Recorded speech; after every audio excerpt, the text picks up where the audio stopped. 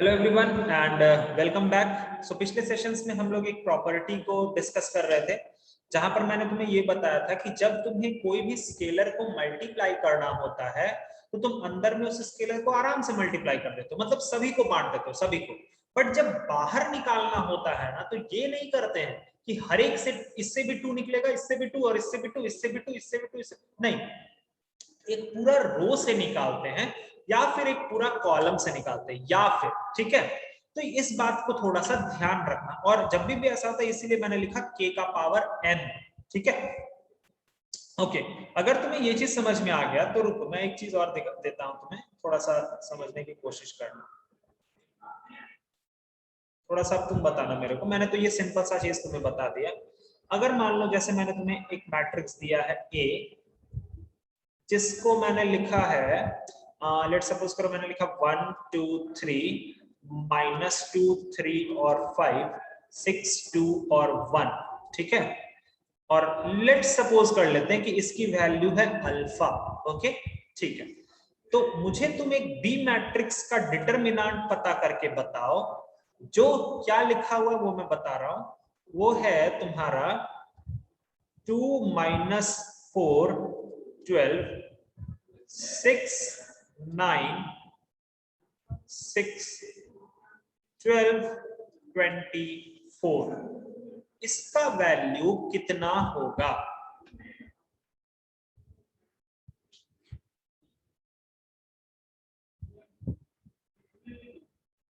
जहां जहां से तुमको दिखता है ना कि तुम कॉमन निकाल सकते हो, निकाल लो। जहां जहां से एक एक करके ही करो ना भाई, एक एक करके ही करो।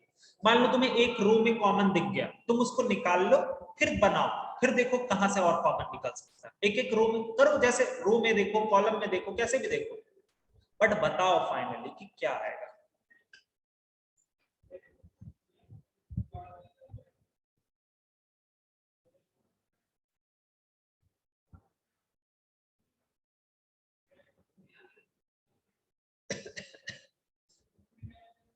दिखा किसी को कुछ? देखो यार, मैं दिखा दूं। तुम लोग ये सोच रहे होगे कि सर रो में कॉमन निकालते हैं, बट नहीं। कॉलम में ले लो, कॉलम में। हाँ, कॉलम में निकालेंगे। तो एक मिनट, तुम अगर रो में कॉमन निकालोगे ना तो गड़बड़ हो जाएगा। क्या गड़बड़ हो जाएगा वो देखो। मान लो 2 6 और 12 में तुमने कॉमन निकाला, तो 2 के जगह पे तो 1 आ जाएगा, कोई दिक्कत नहीं। लेकिन यार उस 6 के जगह पे 3 आ जाएगा, तो फिर बिगड़ जाएगा सिस्टम, वह पूरा बिगड़ जाएगा। समझ में आया? इसीलिए तुम उधर का तो मत देखो, सिस्टम को तुम्हें संभाल के रखना। तो तुम देखो, क्या हम कॉलम में कुछ निकाल सकते? क्या बताओ तो यार, यहाँ इस वाले पार्ट से क्या कॉमन निकलेगा, इसमें से क्या कॉमन निकलेगा? 2 2 बाहर आएगा। इसमें से क्या बाहर आएगा? 3 3 बाहर आएगा। और इसमें से क्या बाहर आएगा? 4 4 बाहर आएगा। तो सबको बाहर खींच देते हैं, तो ये हम क्या लिख देंगे, 2 × 3 × 4। अब अंदर में क्या बच जाएगा? 2 कॉमन निकाले थे ना, तो 1 -2 और 6। दूसरे वाले से 3 कॉमन निकाले थे ना, तो 6 सॉरी 2 3 और 2। और तीसरे वाले से 4 निकाले थे, तो 3 5 और 1। ये हमारा डिटरमिनेंट आ गया। अब इसी का तो वैल्यू दे रखा है, तो ये हो गया 4 × 12 = 24 टाइम्स ऑफ अल्फा। समझ में आया? समझ में आया? बोलो जल्दी बोलो। समझ गए ये वाला चीज कि जब भी हम मैट्रिक्स में मल्टीप्लाई करते हैं ना, तो हम लोग आराम से मल्टीप्लाई कर देते हैं, कोई दिक्कत नहीं होता उसको मल्टीप्लाई करने में। But the reason is that कि जब तुम मैट्रिक्स के अंदर से कुछ कॉमन निकालते हो, तो हर एक एलिमेंट का कॉमन नहीं निकालते, उस पूरे रो का कॉमन निकालते हो या उस पूरे कॉलम का कॉमन निकालते हो। ये जरूरी बातें हैं हमारे, ठीक है।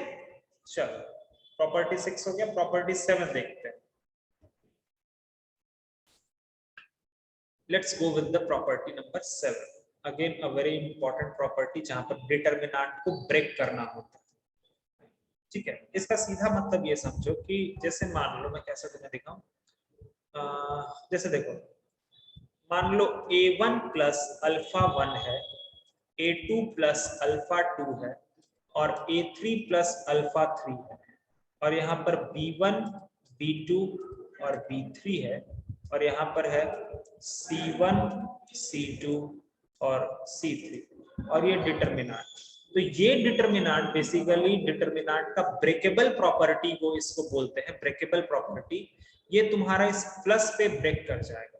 मतलब देखो A1 A2 A3 और बाकी सब एकदम सेम रहेगा, B1 B2 B3 C1 C2 C3। जब तुम किसी रो या किसी कॉलम को ब्रेक कर रहे हो तो उसको ब्रेक करते वक्त बाकी सब चुपचाप बैठ करके देखते रहेंगे, वो कुछ भी नहीं कर सकते, ठीक है। प्लस दूसरा वाला बता सकते हो क्या बनेगा, अल्फा 1 अल्फा 2 और अल्फा 3, उसके बाद B1 B2 और B3 C1 C2 और C3। समझ में आया कैसे होता है ब्रेक? समझ में आया? ठीक, आराम से। जैस का ज्वाइन नहीं हो रहा है? क्या क्या? जैस का ज्वाइन नहीं हो रहा है? जयेश का ज्वाइन नहीं हो रहा है, ऐसे कैसे? तो यहाँ पर मैं ये बोल रहा था कि ये बेसिकली डिटर्मिनेंट का ब्रेकेबल प्रॉपर्टी होता है, ठीक है। तुम डिटर्मिनेंट को किसी भी रो या किसी भी कॉलम में अगर तुम्हारा प्लस का सिंबल है या माइनस से कनेक्टेड है तो तुम उस जगह पर जहां पर कनेक्शन हो रहा है तुम वहीं पर ब्रेक कर सकते हो, आराम से तुम वहीं पर ब्रेक कर सकते हो, ठीक है। जहां पर जोड़ा हुआ है ना वहीं पर ब्रेक कर दो दोनों को, बाकी सब आराम से देखते रह जाएंगे, ठीक है। जैसे ये ऊपर का एक एग्जांपल मैंने लिखा था, एक और मैं दिखाता हूँ, एक और एग्जांपल मैं दिखाता हूँ। मान लो जैसे मैंने दिया A B C D E F और यहाँ पर मैंने दिया K1 प्लस K2, यहाँ पर मैंने दिया K3 प्लस K4 और यहाँ पर मैंने दिया K5 प्लस K6। चलो बताओ तो इसमें पहला डिटर्मिनेंट क्या टूटेगा, बताओ पहला वाला क्या टूटेगा, बोलो बोलो बोलो। A B, अरे इस जगह पर ब्रेक हो जाएगा, इस जगह पर, ठीक है। ये हो जाएगा A B K1 C D K3 E F K5 plus यहां पर क्या टूटेगा, A B K2 C D K4 E F और K6। इस तरह से डिटर्मिनेंट ब्रेक कर सकते हैं। क्वेश्चन करेंगे ना तो तुम्हें ये वाला चीज का अहमियत पता चलेगा कि ये बहुत ज्यादा ही कभी कभी इंपॉर्टेंट हो जाता है, बहुत ज्यादा ही, कभी कभी बहुत बड़े बड़े डिटर्मिनेंट तुम्हें देखने को मिलेंगे। तो वहां पर हाँ बोलो। अगर ये ग्रुप या रो और कॉलम में दो एक साथ ब्रेक करे तो देखो जैसे यहाँ हाँ बोलो बोलो बोलो। यहाँ पर B D F है ना, उसके साथ कोई और नंबर रहता, दो इसके दो पेयर रहते, फिर उसके दो पेयर रहते। देखो देखो देखो ऐसे नहीं, ऐसे नहीं, इधर देखो। चलो अब जब बोल दिए तो देखो एक इधर देखो, A C E रहने दो। यहाँ पर एक काम करो ना, B प्लस X कर दो, D प्लस Y कर दो, F प्लस Z कर दो, यही बोलना चाह रहे हो ना? हाँ सर। ठीक है, देखो इसको कैसे करना है। मैंने बोला ना पहले तुम ये डिसाइड करो कि तुमको किसको ब्रेक करना है। तुम पहले डिसाइड करो सेकंड रो को ब्रेक करना चाहते, सॉरी सेकंड कॉलम को ब्रेक करना चाहते हो कि थर्ड कॉलम को, किसको पहले ब्रेक करना चाहते हो, डिसाइड कर लो जल्दी, इतना क्या सोच रहे हो? किसी को भी सर। अरे तो किसी को तो तुम बोलो ना, किसको?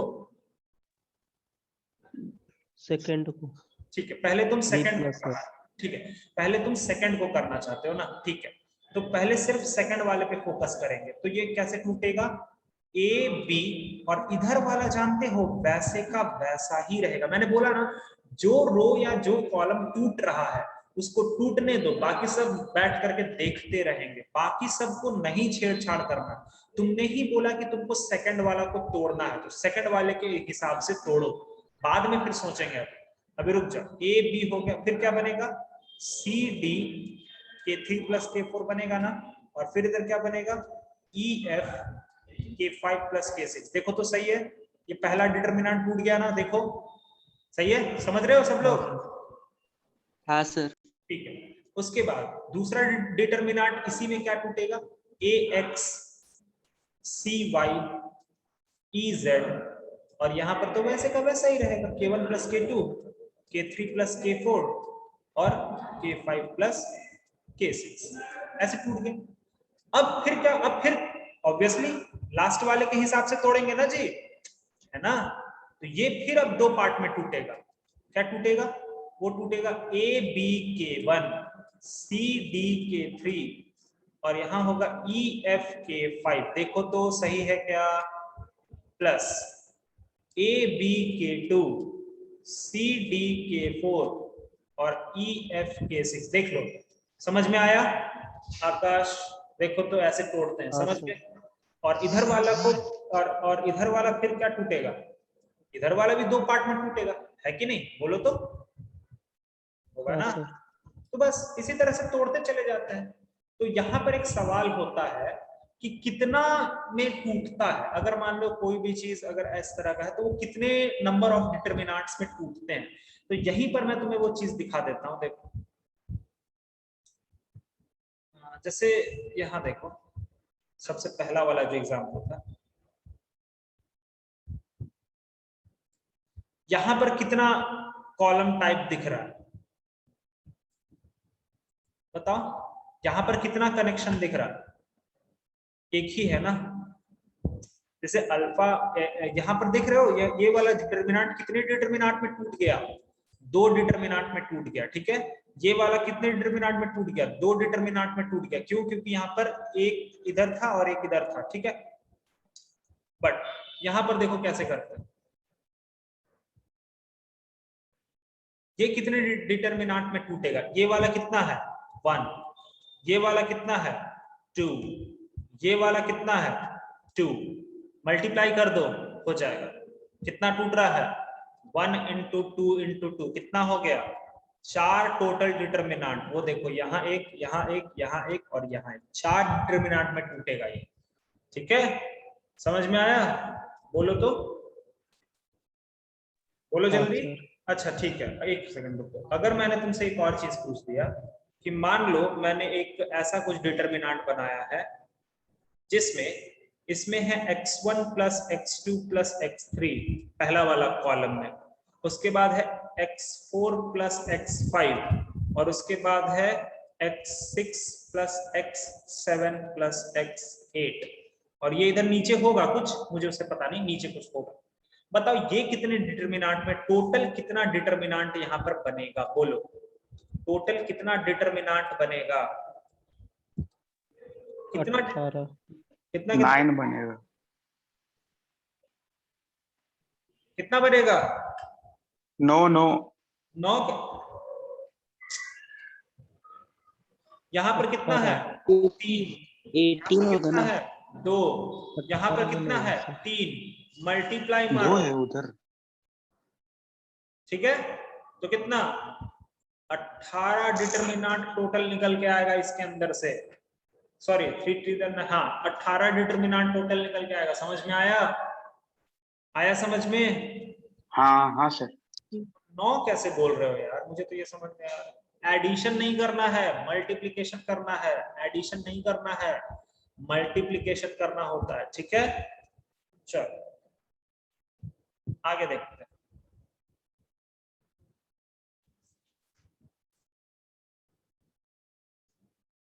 प्रॉपर्टी 7 हो गया ना। Property 8, if A is a diagonal matrix, if A is a diagonal matrix of order n, then determinant of A जो होगा वो क्या होगा? सिंपल सारे डायगोनल एलिमेंट्स का multiplication, A11 into A22 into A33 ऐसे करते करते ANN। फॉर एग्जाम्पल अगर मैंने बोला डिटरमिनेंट ऑफ 3 0 0 0 3 0 0 0 3 कितना होगा? बताओ इसका डिटरमिनेंट कितना होगा? तुरंत बोलोगे सर इसका डिटरमिनेंट होगा 3 इंटू 3 इंटू 3, सारे डायगोनल एलिमेंट्स का मल्टीप्लिकेशन। लो सर कितना? 27। आया समझ में? आया समझ में? बोलो। हाँ सर।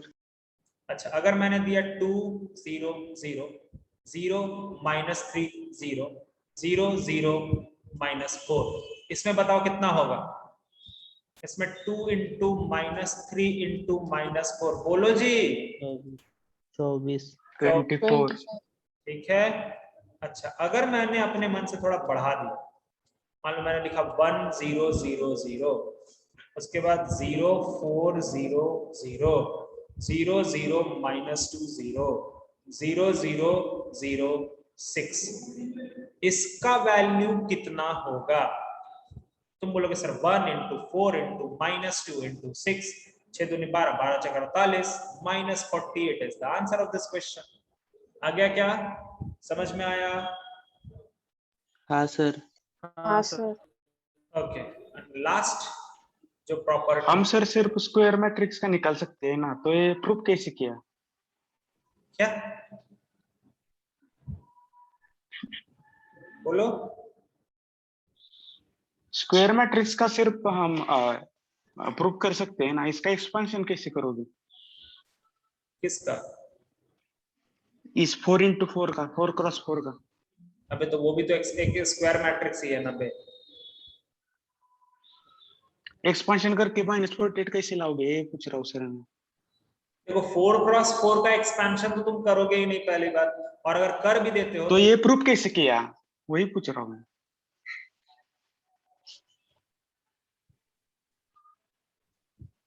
Plus minus. सबसे पहले इसके हिसाब से खोलेंगे, इसके हिसाब से खोलेंगे तो मुझे ये पूरा का वैल्यू निकालना पड़ेगा ना, बोलो? हाँ हाँ सर, ऐसे करेंगे। इसके हिसाब से तो खत्म, इसके हिसाब से खत्म, इसके हिसाब से खत्म। 0 0 0 वो तो रहा नहीं, तो घूम फिर के मेरा क्या बन गया? 1 इंटू, अब इसका डिटर्मिनेंट 0 0 0 -2 0 0 0 6। अब फिर अगर हमें इस डिटर्मिनेंट का वैल्यू निकालना तो 4 को ऐसे ही रखेंगे, और फिर इसका डिटर्मिनेंट तो वो हो जाएगा 1 इंटू 4, और फिर अंदर में -2 0 0 और 6। फिर अगर हमको इसका निकालना तो इन दोनों को मल्टीप्लाई करना, हो गया 1 इंटू 4 इंटू -2 इंटू 6, ये होता है। 4 क्रॉस 4 का निकालते नहीं है, बट अगर डायगोनल मैट्रिक्स रहता है तब टेंशन नहीं होता। ठीक है, तुम्हें सिर्फ 3 क्रॉस 3 ही पढ़ना है और 2 क्रॉस 2 पढ़ना। 4 क्रॉस 4 कभी कभी आएगा, वो भी in the special case of diagonal matrix, और नहीं आता। ठीक है, ओके। लास्ट प्रॉपर्टी जो कि याद रख लेना, लास्ट प्रॉपर्टी को, क्योंकि ये प्रॉपर्टी दिमाग से निकलना वाजिब है, निकल ही जाता है, ऐसा है ही ये प्रॉपर्टी कि वो निकल जाएगा। प्रॉपर्टी 8 हो गया, प्रॉपर्टी 7, प्रॉपर्टी 9, इसको बोलते हैं power property.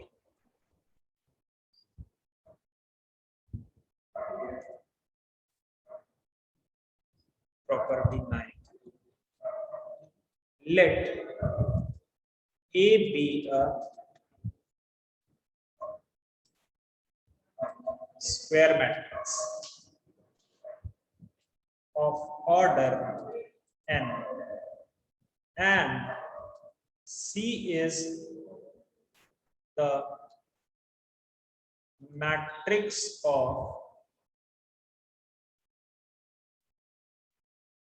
cofactor of elements in A। एक मेरे पास मैट्रिक्स है A मैट्रिक्स, और मैंने एक अलग से मैट्रिक्स बनाया, कहां से? उस A मैट्रिक्स के जितने भी एलिमेंट्स थे उनके कोफैक्टर को लेकर के। करा है ना हमने ये चीज? कहां करा था बताओ तो? कोफैक्टर मैट्रिक्स कहां बनाते थे? डिसजॉइंट में, एडजॉइंट में। ठीक है, तो हाँ। तो ऐसे सिचुएशन में जो कोफैक्टर मैट्रिक्स बनेगा उसका जो डिटर्मिनेंट होगा वो होता है डिटर्मिनेंट ऑफ ए का पावर n-1। इसको बोलते हैं पावर प्रॉपर्टी या फिर कोफैक्टर प्रॉपर्टी। इसको बोलते हैं कोफैक्टर प्रॉपर्टी या फिर पावर प्रॉपर्टी। ठीक है, ये तुम्हारे सामने आएगा, बट तुम्हें ये कभी भी डायरेक्टली अगर दिख गया आंखों से तो बहुत अच्छी बात होती है। बट जेई वगैरह में क्या करते हैं ना, वो एक मैट्रिक्स तो दे देते हैं, ठीक है, और उस मैट्रिक्स का वैल्यू भी वो दे देते हैं, और तुमसे कोई भी मैट्रिक्स पूछ देंगे और बच्चा क्या होता है कि पूरा परेशान हो जाता है, पूरा परेशान कि यार आखिर ये मैट्रिक्स का रिलेशन क्या है पहले वाले मैट्रिक्स से, उसे मिल ही नहीं पाता। तो यही एक थोड़ा सा डरावना चीज होता है इसमें कि जब वो लोग कोफैक्टर मैट्रिक्स को लिख देते हैं ना, तो एग्जाम देते वक्त कोई भी बच्चा ये दिमाग में नहीं ला पाता है कि यार शायद ओरिजिनल मैट्रिक्स का कोफैक्टर होगा ये सारा चीज, शायद। तो बस वहीं पर गड़बड़ हो जाए, क्योंकि कोफैक्टर डायरेक्ट तुम दिखता नहीं है आंखों से। कोई भी अगर मैं मैट्रिक्स तुम्हें दे दूंगा और एक और मैट्रिक्स लिख दिया, तुम देख के नहीं पहचान पाओगे कि दूसरा वाला और पहले वाले का कोफैक्टर मैट्रिक्स है, कभी नहीं पहचान पाओगे। तो उसके लिए थोड़ा सा अपना ये अपने दिमाग में किसी कोने में ना इसको जरूर रखना। अगर मान लो कोई रिलेशन नहीं मिल रहा है, जो तुम्हें मैट्रिक्स निकालना है और जो मैट्रिक्स दिया हुआ, अगर उसमें कोई भी रिलेशन नहीं मिल रहा है, एक बार जरूर चेक करना कि कम से कम ज्यादा नहीं 3 एलिमेंट का तो जरूर चेक कर लेना कि कहीं ऐसा तो नहीं है ना कि यार इसके एलिमेंट्स के कोफैक्टर यहाँ लिखे पड़े हुए हैं। अगर वो हुआ तो तुम्हारा काम तो बहुत आसान हो जाएगा, बहुत आसान हो जाएगा। समझ में आ रहा है बात? दैट इज द रीजन कि ये थोड़ा सा अच्छा प्रॉपर्टी माना जाता है, क्योंकि ये डिस्गाइज होता है। This is the property which is in which you can take the question in the disguise form, मतलब छिपा हुआ फॉर्म में तुमको क्वेश्चन मिलेगा। क्वेश्चन आसान रहेगा, बट ये चीज निकालना वहां से वो थोड़ा सा at that moment of time थोड़ा सा डिफिकल्ट हो जाता है। ठीक है, दैट इज द रीजन कि मैंने तुम्हें ये चीज बताया। बहुत जगह पर ये सारी चीजें नहीं लिखी रहती हैं, बट दिक्कत हो जाता है। अगर मैंने तुम्हें ये बता भी दिया ना, तो भी तुम्हें सडनली तुम्हारे दिमाग में ये चीज कभी नहीं आएगा।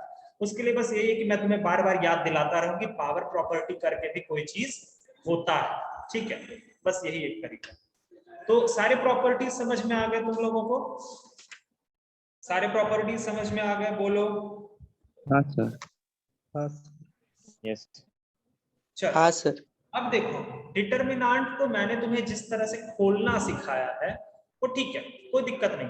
बट अभी तुम आजकल क्या देखोगे, अब तुम क्या देखोगे, तो बहुत बड़े बड़े डिटरमिनेंट को देखो, बहुत बड़े बड़े डिटरमिनेंट, मतलब इतना बड़ा बड़ा डिटरमिनेंट कि तुम्हारा परेशानी हो जा रहा है। a plus B, B plus C, C plus A, फिर सी प्लस डी, डी, इतना सारा बड़ा बड़ा। तो उसको हम लोग बहुत सारे डिटरमिनेंट को ना वैसे सॉल्व नहीं करते।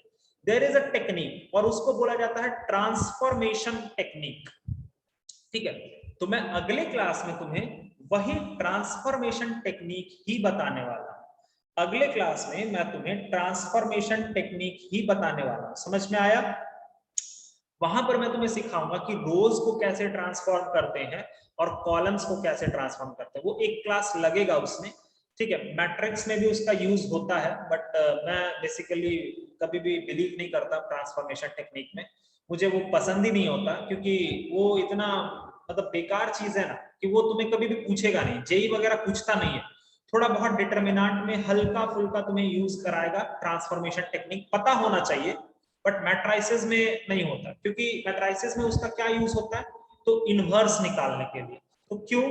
तो यार उतना लंबा मेथड से क्यों इनवर्स निकाले, जब हमें इनवर्स निकालने का आसान तरीका पता है, adjoint of A by determinant of A, तो क्यों हम उस तरह से करते?